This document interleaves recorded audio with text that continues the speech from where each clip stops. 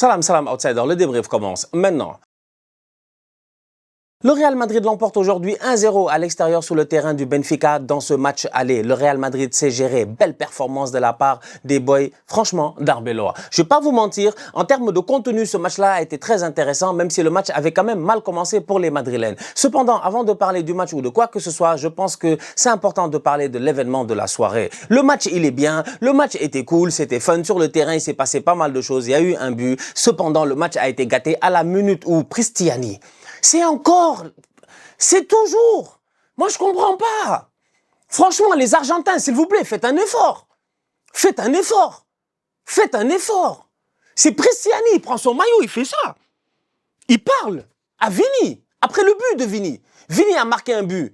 À domicile, à l'extérieur ou quoi que ce soit, il a le droit de célébrer comme il veut. J'arrête pas de le dire, sur un terrain de football, sur le rectangle vert, les patrons, c'est les boys sur le terrain. Ils ont le droit de faire ce qu'ils veulent. Quand t'es supporter, tu restes en tribune, on t'a rien demandé. On t'a pas demandé de jeter des bouteilles, on t'a pas demandé de jeter des briquets, on t'a pas demandé de jeter ton café, on t'a pas demandé, je dis bien, de faire des insultes racistes ou quoi que ce soit. On t'a rien demandé, on t'a demandé d'admirer le spectacle. Maintenant, le football, le sport en général, c'est normal si tu siffles un joueur ou quoi que ce soit, tu siffles une équipe. Ça, c'est pas un problème, tu vois. Ça ne nous dérange pas. Ce qui nous dérange réellement aujourd'hui, c'est que Vinicius prenne un carton jaune juste parce qu'il a claqué un but, il a dansé. Il a le droit. En ce moment, c'est le carnaval à Rio. Vous avez pas vu les vidéos? Vous avez pas vu Carlo Ancelotti? Vous avez pas vu Ronaldo, De Nazario? Ils sont là-bas tranquillement, ça là, baila, tout le monde est heureux, sa vie, sa mère vit à Rio. Vini ne peut pas être à Rio, il claque son but, il est là en train de danser, il a le droit, même s'il n'y a pas carnaval, il a le droit de danser. Il fait ce qu'il veut sur le terrain, je dis bien, le Vinicius. Malheureusement, encore une fois, on est en février 2026 et Vinicius est encore victime des mêmes choses qu'il était victime en 2025, des mêmes choses qu'il était victime en 2024, des mêmes choses qu'il était victime en 2023. Moi, je suis fatigué, franchement. On peut remonter le temps jusqu'au début de Vinicius. Et là, on commence à être vraiment fatigué et on commence à en avoir ras-le-bol, en fait, de ces comportements-là. C'est totalement inacceptable aujourd'hui, ce qu'a fait Cristiani. D'après les mots de Vinicius, parce que Vinicius est allé voir l'arbitre, il lui dit clairement que le gars m'a dit mono. Si je ne me trompe pas, ça veut dire... Attends, je vais vérifier parce qu'on ne sait jamais. Peut-être qu'on va me dire. C'est jamais, avant que je raconte du n'importe quoi. Alors, ça veut bien dire... Ouais, ça veut dire singe. C'est juste pour être sûr. Parce que moi, c'est ça que j'ai vu.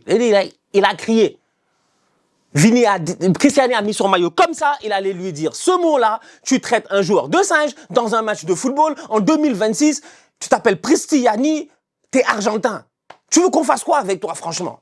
Vous voulez qu'on fasse quoi, en fait? Vous voulez qu'on fasse quoi? On peut pas être nous, polis, tranquille, chez nous, relax, tout le monde est poli, on joue au football. Mais je sais pas, traite-le de grosse tête, dis-lui ta grosse tête, je sais pas, dis-lui tes petites jambes, traite-le jambe de coq, je sais pas.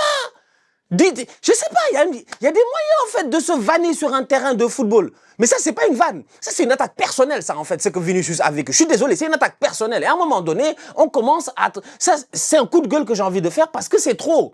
C'est trop. C'est trop, franchement, c'est trop.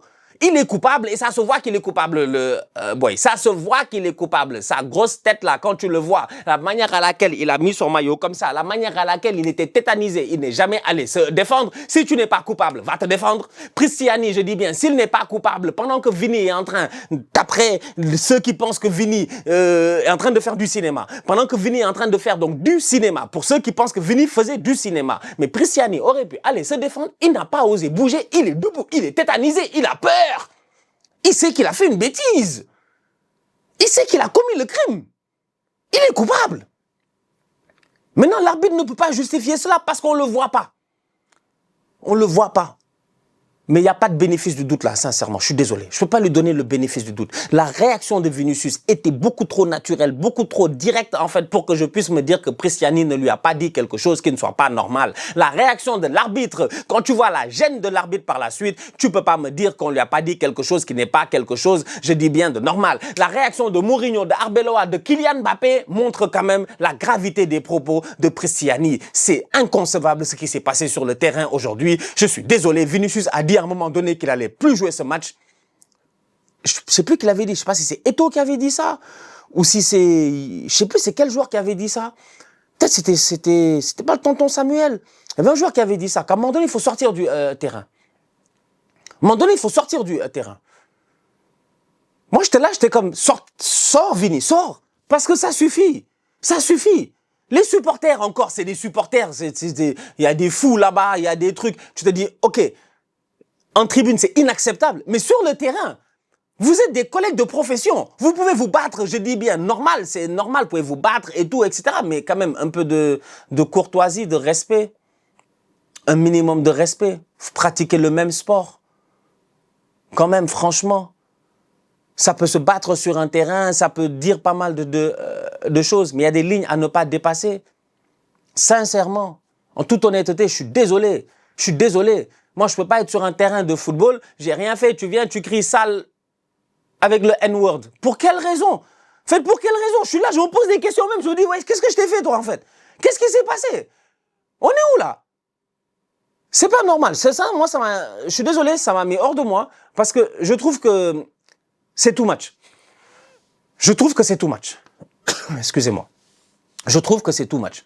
Je trouve qu'aujourd'hui, on devrait trouver un moyen d'arrêter ce genre de comportement-là. On devrait trouver un moyen de faire que, je sais pas, que les sanctions soient ultra lourdes pour éviter ce genre de comportement-là. Parce qu'on peut pas, à chaque fois que tu es sur un terrain de football, à chaque fois que Vini, il est là pour s'amuser, pour rigoler, pour faire ses affaires et tout cela, Vini peut être frustrant, c'est vrai. Moi, je suis pas un fan du Real. Donc, des fois, tu regardes les matchs, tu dis, Vini, il est frustrant, il est chiant, il est fatigant. Mais comme tout plein de joueurs de football. Bruno Fernandes, il est frustrant, il est chiant, il est fatigant. Est-ce qu'on est là en train de le traiter de X, de Y et de Z? Il y en a plein des joueurs de football, ils sont frustrants, ils sont chiants, ils sont fatigants. Franchement, il y en a en pagaille. Il y en a en pagaille. Il y en a en pagaille. Moïse Caicedo en fait partie. C'est partie de ces boys là. Moi, il me frustre, il me fatigue, il est chiant. Parce que Caicedo, il a l'impact physique, il a l'intensité, il est dur sur l'homme, il est fatigant. Tu veux pas jouer Caicedo. Mais est-ce qu'on est là en train de dire ouais, machin? Non. Ça fait partie du sport. Tu vas au basket, c'est la même chose. Tu vas dans n'importe quel sport, il y a des joueurs que tu les regardes et t'es comme ouais, c'est pas cool de jouer contre eux parce qu'ils sont énervants. Mais ça ne te justifie pas le fait de devoir sortir certains propos qui sont des propos plus que désobligeants. Franchement, pas là de racisme là quand même. Respectons-nous. Respectons-nous. On est là, on fait des vidéos depuis 10 ans, on n'a pas sorti un mot raciste, on n'est pas là pour essayer c'est même pas, ça passe même pas dans ma tête en fait de venir dire ouais, le tel. Non. Comment, faites des efforts quand même. Je suis désolé, je m'attends à des sanctions lourdes de la part de l'UEFA envers Prestiani parce que ce qui s'est passé là est totalement inacceptable.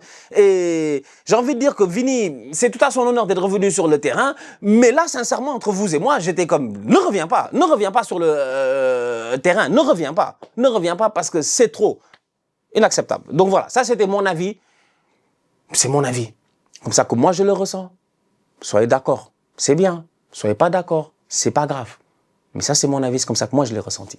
Ce match-là avait bien commencé, pour le Benfica quand même, bien commencé, parce que la dernière fois, le Benfica avait eu de très beaux souvenirs face au Real Madrid. Ils avaient réussi à gagner. Je pense que c'est une des seules défaites du Real sur les 7 derniers matchs. En fait, c'est le Benfica qui le leur a mise. Donc, du coup, c'est une équipe du Benfica qui commence bien, ce match-là. Et une équipe du Real qui est un tout petit peu, j'ai envie de dire, dans les cordes dès le début de la rencontre. Sauvetage de Rudiger, des sauvetages de Camavinga. C'est un tout petit peu compliqué et tout. Mais petit à petit, une fois qu'ils ont passé la tempête du premier quart d'heure, la tempête des 15 premières minutes, j'ai vu un Real Madrid solide, franchement solide. Solide de chez les solides. Et ça continue sur la lancée de leur performance ce week-end. Et ça continue sur le fait qu'en championnat, le Barça s'est débrouillé pour leur redonner la tête de la Liga. Donc du coup, vu qu'ils ont repris la tête de la Liga, ils arrivent au Benfica doublement confiants. Doublement confiants, étant sûr que normalement, ils vont peut-être aller chercher un résultat face à cette équipe de Mourinho, vu que la dernière fois, ils ont pris une petite humiliation. Mais au-delà de cela, ils sont premiers en championnat, ils ont maintenant leur destin en main et ça s'est vu. 15 minutes d'orage et après, c'était l'arc-en-ciel, le ciel était bleu, tout était beau. Franchement, absolument rien à dire. Les CNTP, les conditions normales de température et de pression étaient de retour et étaient bien favorables au Real Madrid. Ils sont venus en 4-4 de Los losange et sur le terrain, c'était pertinent. Aurélien Tchouaméni qui redescend un tout petit peu au milieu des deux défenseurs. Mais au-delà de cela, Aurélien Tchouaméni qui presse très très haut. Donc du coup, Tchouaméni, plus il presse haut, Hussein, il presse haut. Comment il s'appelle? Rudiger, il presse haut. Valverde, il est à côté de Tchouaméni. Kamavinga, il est dans la surface de réparation avec Kylian Mbappé, avec Vinicius. Non, je les ai trouvés super intéressants. Franchement, je les trouvais super intéressants. Les boys sur les côtés, je dis bien, ça jouait réellement parce que t'as autant Trent qui prenait la largeur, Valverde qui venait à l'intérieur pour couvrir avec Tchouaméni pour empêcher le Benfica dans les relances rapides. Parce que la force du Benfica, c'est quoi? C'est les contre-attaques, c'est les relances rapides, c'est 1, 2, 3, ça sort avec ce tocard de Prestiani, comment il s'appelle? Andreas, hein, c'est bien Andreas, ouais c'est Andreas. J'avais écorché son nom la dernière fois, donc j'ai décidé de ne pas écorcher son nom.